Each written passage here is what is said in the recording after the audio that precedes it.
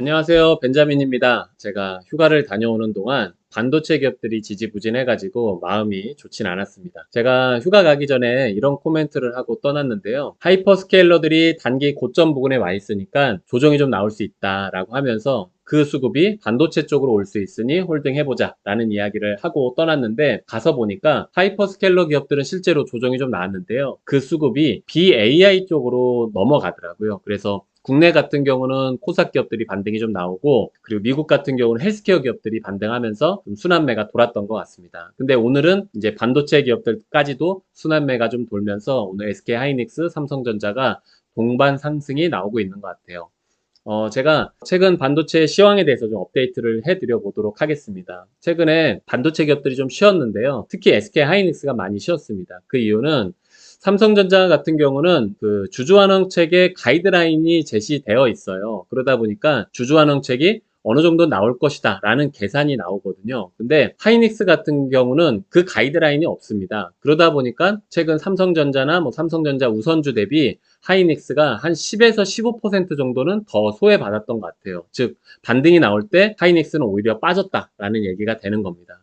그래서 하이닉스를 보유하고 계신 분들이 좀 답답하실 것 같아요. 그러면 어떻게 봐야 되냐면, 삼성전자는 지금 프리캐시 플로우의 50%는 주주환원책으로 쓰겠다라는 이야기를 해서 지금 컨센서스는 어느 정도 잡혀 있잖아요. 이익의 컨센서스는. 거기 대비 얼마 정도는 주주환원으로 쓰겠구나라는 게 시장의 추정이 가능합니다. 근데 하이닉스는 그게 지금 없는 상태거든요.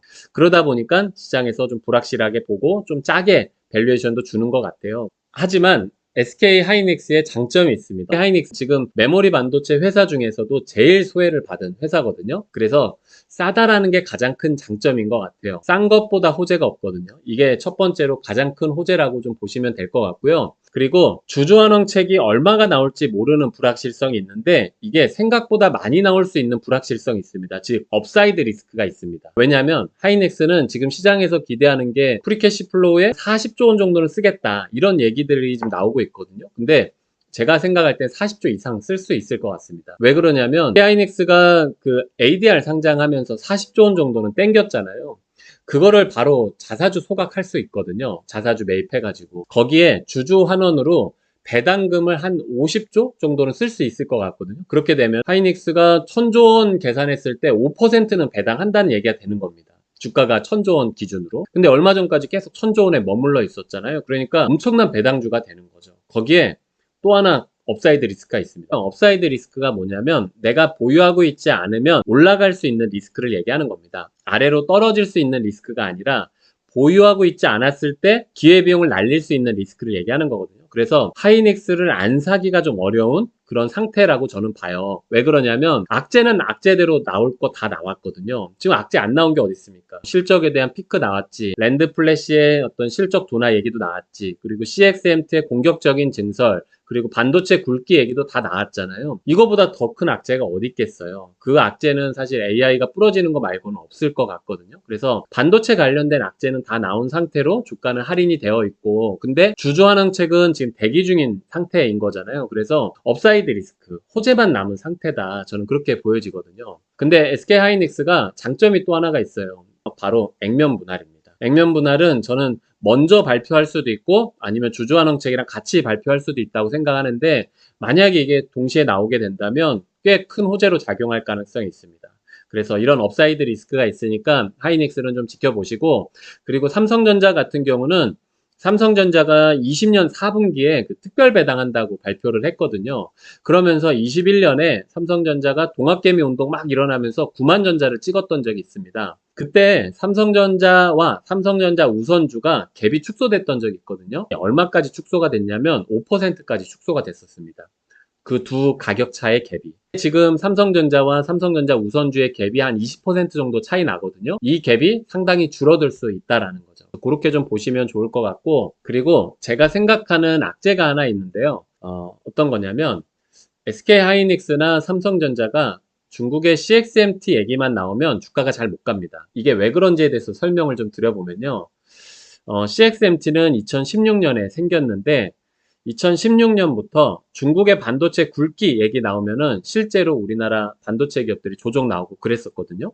근데 이 이야기가 2018년에 쏙 들어가요. 미국이 중국의 반도체 굵기를 막아줬기 때문에 그런 거거든요. 그래서 삼성전자 하이닉스가 지금처럼 이렇게 호황도 오고 그러는 건데, 근데 지금 CXMT가 상장하면서 반도체 굵기 얘기가 다시 또 떠오르고 있거든요. 이게 왜 그러냐면, 왜 이전에는 무시했는데 지금은 무시를 못하냐면 중국의 반도체 성과 때문에 그렇습니다.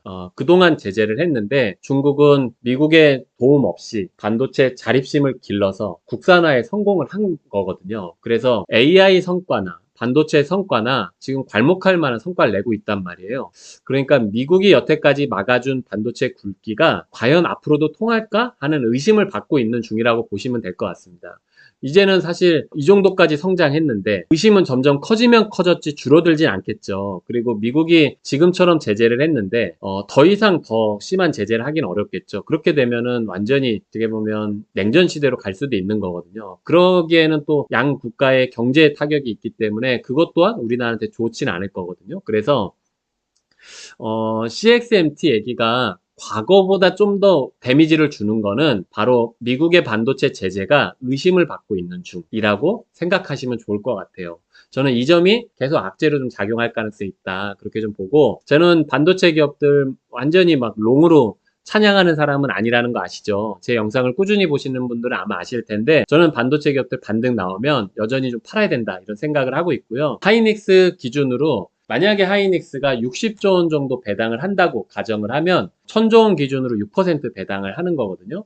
그러면 저는 200만 원까지도 갈 수 있다고 생각해요. 그러면 200만 원 가게 되면 4% 배당률로 줄어들거든요. 그래서 200만 원대도 노려볼 수 있다. 참고하시면 좋을 것 같고, 어쨌든 하이닉스는 그리고 삼성전자는 지금 팔 필요는 없다. 이렇게 보시면 좋을 것 같습니다. 홀딩 가능하고 업사이드 리스크를 기대해보자 라는 이야기 드리면서 마치도록 하겠습니다. 댓글도 좀 남겨주시고 좋아요, 구독 버튼도 눌러주시면 감사하겠습니다. 고맙습니다.